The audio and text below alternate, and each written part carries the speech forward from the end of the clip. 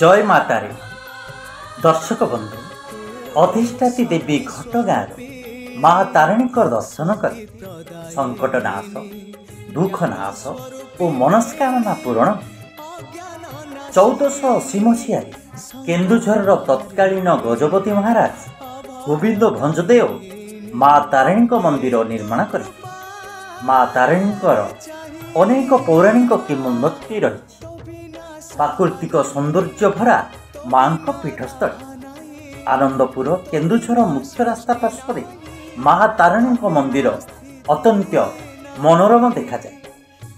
चैती पर्व माँ बेढ़ारे प्रतिवर्ष पालित हुए 1937 मसीह यह 7 दिन धरी पालन करा आषाढ़ी पर्व धरी गोटे दिन उपवास रही था। प्रकृत में माँ दुर्गा दशभुजा एवं माँ तारिणी चतुर्भुजा। माँ तारिणी चारि हाथरू बाम पाख उपर हस्तरे से चक्र धारण कर प्रथमे बनवाही भाव माँ तारिणी आदिवासी मानक द्वारा पूजा पाई आसु।